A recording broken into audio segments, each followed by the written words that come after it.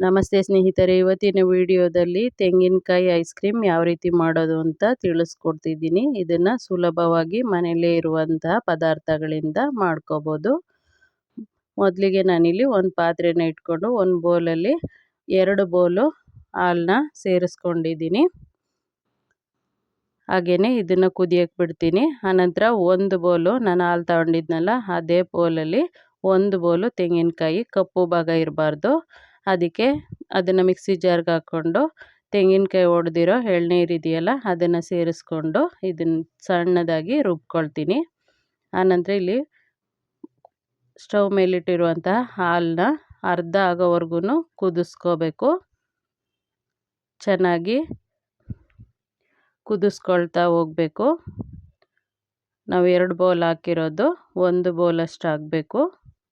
ಅಲ್ಲಿವರೆಗೂ ಕುದಿಸ್ಕೊಳ್ತಾ ಹೋಗಬೇಕು.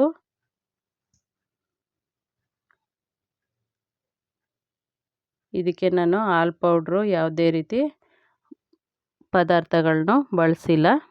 ಹಾಲು ಹಾಗೆಯೇ ಕಾರ್ನ್ಫ್ಲೋರು, ಸಕ್ಕರೆ, ತೆಂಗಿನ ತುರಿ ಇಷ್ಟನ್ನೇ ಬಳಸಿ ಮಾಡ್ಕೊಂಡಿದ್ದೀನಿ. ಇವಾಗ ನಾನು ಹಾಲು ಅರ್ಧ ಆಗಿದೆ. ಇವಾಗ ಅರ್ಧ ಬೌಲಷ್ಟು ಸಕ್ಕರೆನ ಹಾಕ್ಕೊಂಡಿದ್ದೀನಿ. 2 ಬೌಲ್ ಹಾಲು, ಅರ್ಧ ಬೌಲು ಸಕ್ಕರೆನ ಸೇರಿಸ್ಕೊಂಡಿದ್ದೀನಿ. ಇದನ್ನು ಸ್ವಲ್ಪ ಕುದ್ದ ನಂತರ ನಾನು ಸಕ್ಕರೆ ಹಾಕಿ ಸಕ್ಕರೆ ಎಲ್ಲ ಕರಗಿ ಕುದ್ದ ನಂತರ ಅದೇ ಬೌಲ್ನಲ್ಲಿ ಅರ್ಧ ಬೌಲು ಹಾಲಿಗೆ 1.5 ಸ್ಪೂನಷ್ಟು ಕಾರ್ನ್ಫ್ಲೋರ್ನ ಸೇರಿಸ್ಕೊಂಡು ಚೆನ್ನಾಗಿ ಮಿಕ್ಸ್ ಮಾಡಿ ಹಾಲು ಕುದಿಯೋಕೆ ಇಟ್ಟಿದ್ದೀವಲ್ಲ ಅದಕ್ಕೆ ಸೇರಿಸ್ಕೊಳ್ತೀನಿ. ನೀವು ಬೇಕಿದ್ದರೆ ಗೋಧಿ ಹಿಟ್ಟು ಅಥವಾ ಮೈದಾ ಹಿಟ್ಟಾದರೂ ಬಳಸ್ಕೋಬೋದು. ಇವಾಗ ಸ್ಟವ್ ಮೇಲಿರೋದಕ್ಕೆ ಸಣ್ಣ ಉರಿ ಮಾಡಿಕೊಂಡು ನಿಧಾನಕ್ಕೆ ಸ್ವಲ್ಪ ಸ್ವಲ್ಪನೇ ಹಾಕ್ಕೊಳ್ತಾ ಇದನ್ನು ಮಿಕ್ಸ್ ಮಾಡ್ಕೋಬೇಕು. ಒಂದು 2-3 ನಿಮಿಷಕ್ಕೆ ಈ ರೀತಿ ಗಟ್ಟಿಯಾಗುತ್ತೆ.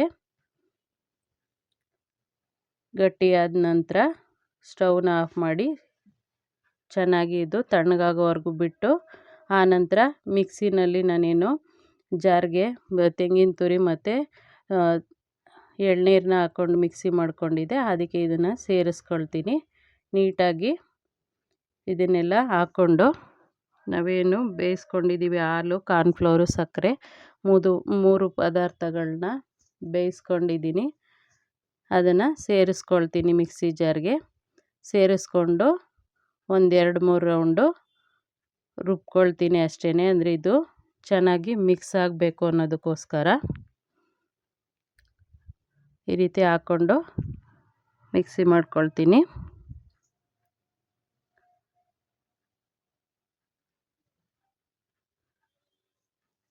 ಮಿಕ್ಸಿ ಆಗಿದೆ ನೋಡಿ, ಈ ರೀತಿ ರೆಡಿಯಾಗಿದೆ. ಇವಾಗ ನಾನು ಇಲ್ಲಿ ಲೋಟಗಳಿಗೆ ಹಾಕ್ಕೊಳ್ತೀನಿ. ನೀವು ಐಸ್ ಕ್ರೀಮ್ ಮೊಲ್ಡ್ ಇದ್ದರೆ ಅದಕ್ಕೆ ಹಾಕ್ಕೋಬೋದು. ಇದು ಒಂದು 5 ಲೋಟ ಆಗಿದೆ. ಇದಾದ ನಂತರ ನಾನಿಲ್ಲಿ ನೀವು ಮಾಮೂಲಿ ಪೇಪರ್ನೇ ಹಾಕ್ಕೋಬೋದು. ಸಿಲ್ವರ್ ಪೇಪರ್ ಇದ್ದರೆ ಹಾಕ್ಕೊಳ್ಳಿ, ಇಲ್ಲ ಅಂತಂದರೆ ಮಾಮೂಲಿ ಕವರ್ ಏನಿರುತ್ತೆ ಕವರ್ನ ಕಟ್ ಮಾಡಿ ಈ ರೀತಿ ನಾನು ರಬ್ಬರ್ ಬ್ಯಾಂಡ್ನ ಹಾಕ್ಕೊಳ್ತಿದ್ದೀನಿ. ಆನಂತರ ಮಧ್ಯದಲ್ಲಿ ಹೋಲ್ನ ಮಾಡಿಕೊಂಡು ಐಸ್ ಕ್ರೀಮ್ ಸ್ಟಿಕ್ನ ಹಾಕ್ಕೊಳ್ತೀನಿ. ಐಸ್ ಕ್ರೀಮ್ ಸ್ಟಿಕ್ಕು ಇಲ್ಲ ಅಂತಂದರೆ ಸ್ಪೂನ್ನ ಉಲ್ಟಾ ಮಾಡಿ ಹಾಕ್ಕೋಬೋದು. ಹಾಕ್ಕೊಂಡು ಇದನ್ನು ಫ್ರೀಝರಲ್ಲಿ 8 ಗಂಟೆ ಟೈಮು ನಾನು ಫ್ರೀಝ್ ಮಾಡೋಕ್ಕೆ ಬಿಟ್ಟಿದ್ದೆ. ಆನಂತರ ತೆಗೆದಿದ್ದೀನಿ ನೋಡಿ. ಈ ರೀತಿ ಕವರ್ನ ತೆಗೆದು ಒಂದು ಸ್ವಲ್ಪ ನೀರಲ್ಲಿ ಅದ್ದಿ ತೆಗೆದ ನಂತರ ತೆಗೆಯೋದ್ರಿಂದ ಬೇಗ ಇದು ಐಸ್ ಕ್ರೀಮು ರಿಮೂವ್ ಆಗುತ್ತೆ.